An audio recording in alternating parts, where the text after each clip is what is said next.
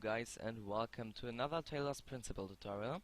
In this tutorial I'll show you how to add pools with actual working water and water which actually pulls out some waves if you walk on it. This is kinda something where we discussed a long time on the forum, and some users wanted to know and I still hadn't the answer, so making this video first for you, cause you asked and I decided to play the detective and take a look on how is it made. And the second thing is for everybody out there who wants to have water pools. They're actually not that hard. First I need to say I'm just showing this out of an example with already existing meshes. If you want to have a pool which has a custom size, then you probably I'll show you how to do this as well. But I won't show anything, so just how to make your own shader for it. So I think it will become clearer if I start. So being here in our fancy demo level, I think I will put the pool over here. So let's delete some walls over here, and we start by adding the pool. So let's press insert on the model, click browse, and we browse to the path. Let me take a look at my cheat sheet. Content Talos models, then pool 01, which is let me take a look, where is it? There, pool 01, and then pool 02.mdl, and this brings up, tab to rotate, this brings up this pool which is actually known from the first level, so cloud 1 or so on. So this is actually known as a little pool. In some levels it's already used. Okay, so you see, if we start here right now, the pool's here, and the mysterious thing about it is if I step inside, you hear it makes water sounds. There is no water, we are not seeing any water, but it's making water sounds. Okay, so the first thing I do is create an or just make this probe map a bit bigger, so we have better lighting over here. Yep, that's probably better. And you see, actually, it's getting water sound effects, but no water, no ripple at all. Wow, shut up, terminal. I don't know what's your problem. He's kinda messing around because I have not read his files. So shut up right now. Okay, thanks. Okay, so this is the first thing we need, the pool mesh. As I said, if you want to create your own custom sized pool, you probably need to make a bigger mesh, but I'm showing this afterwards. Okay, so we got the pool over here. Let's make some things around the pool, actually. Let's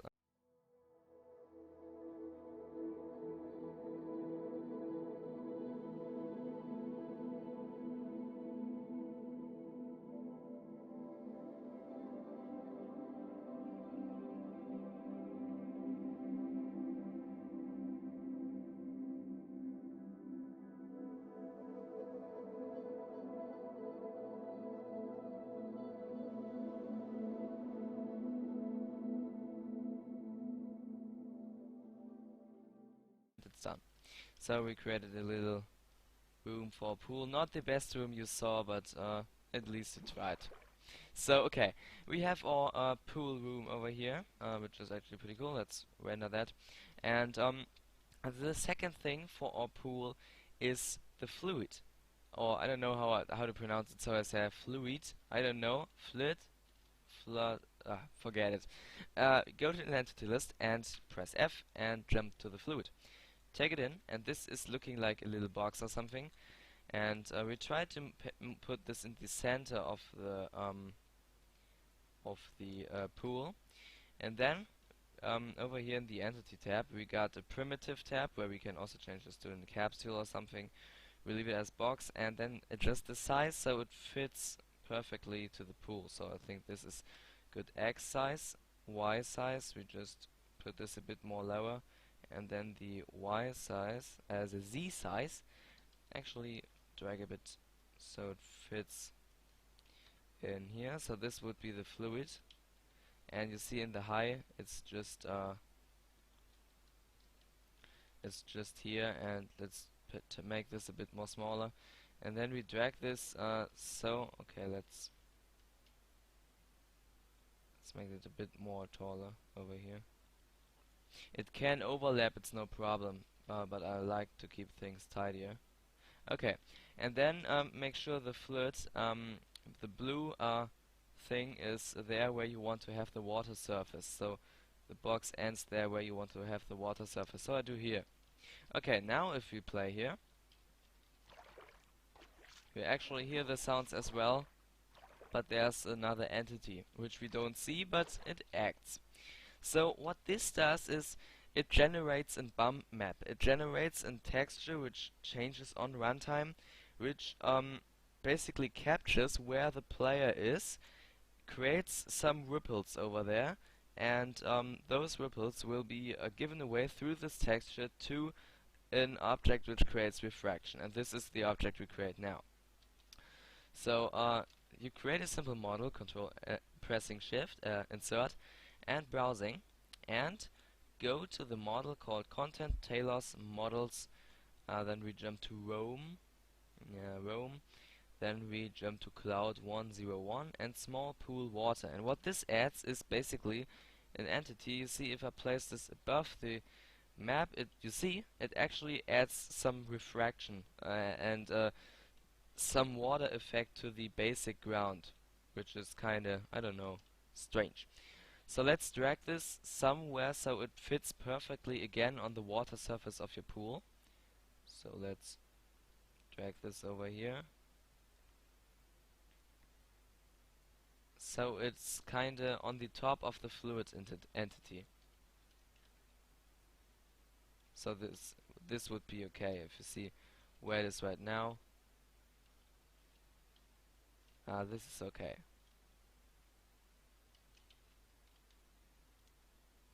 See actually the blue whipple where it is.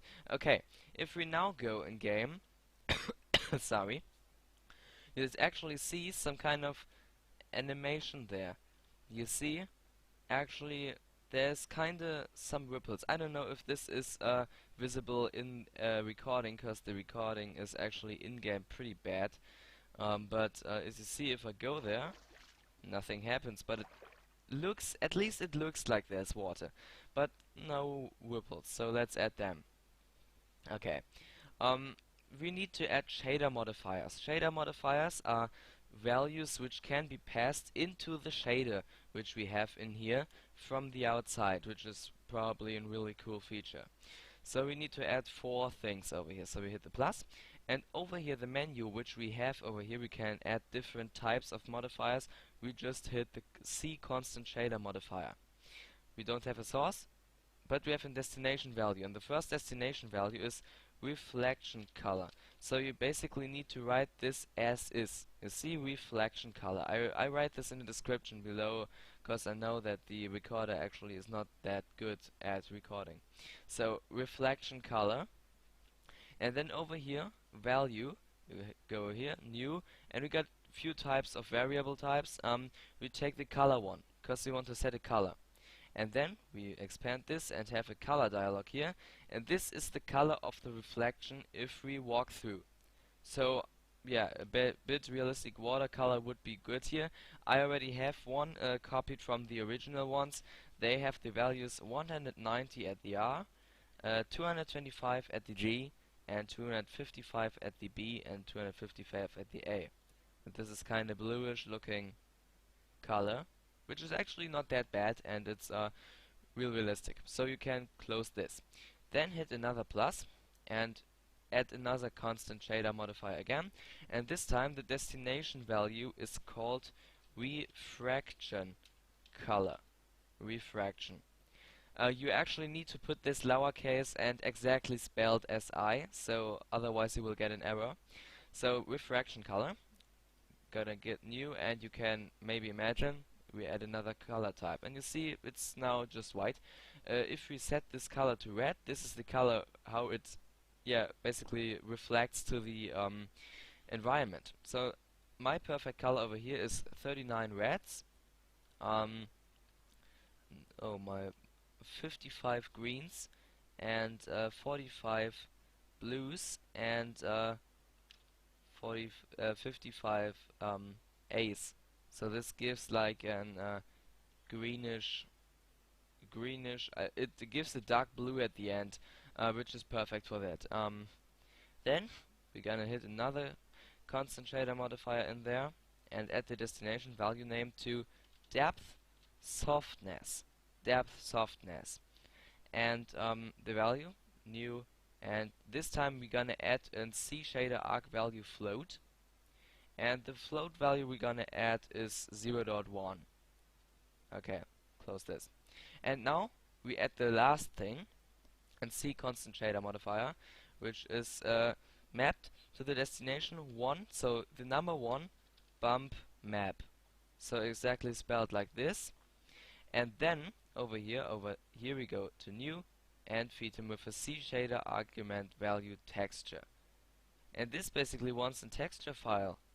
And what we now do is we go back and click on our fluid, and over here you see at the slot bump map it sets local, so there is a texture. What you can now do is save this as a file, but you do not have to. So what you can do is just highlight this, so click on the bump map name over here, so that slot is blue, hit Ctrl C, now it's copied. We go back to that model, go to the shader modifiers, go to number 3, go to value, and over here by the pointer, click at the name pointer, so it's highlighted in blue, Ctrl V. And you see it's now saying local. So now the bump map texture is linked to this. Nice. Now we just need to tweak the fluid values. So over here we need to create a water rippler. Over here by water rippler, we go here to new and see water rippler params. And over here we can basically select the wave speed, the damping factor, rain density and so on.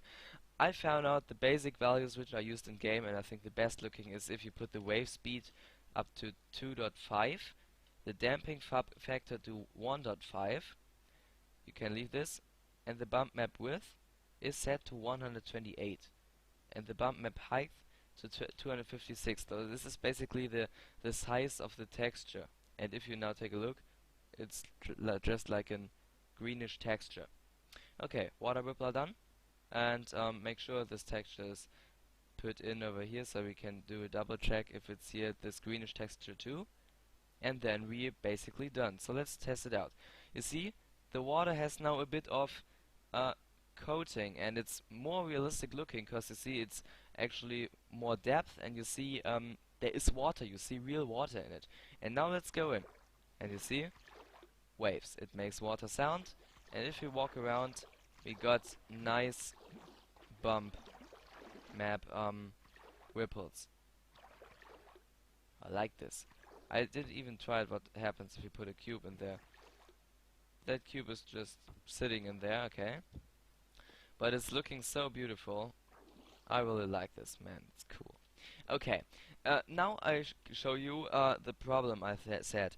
This is just the model which is used in the default levels. If you say, okay, I like this pool, I like those water settings, I just leave it like it, and okay, just leave it, then probably leave it. But if you want to create a bigger or a smaller pool, you probably need to do some things.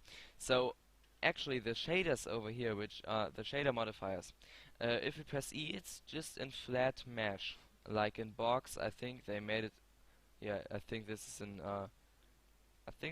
Box. I don't know what this is, a kind of polygon, but it's just a plane, and I think this is created via grid or something. I don't know. Don't ask me. But under polygon maps, you got one water object, which is mapped to the polygon map water. So this is, you can basically ignore this, it's just like the default. And then it has two configurations, a ripple configuration and a refraction configuration. And if you want to create your own mesh, go to this mesh as a reference first, and then go over here to the water slot, and you see this is called water S1.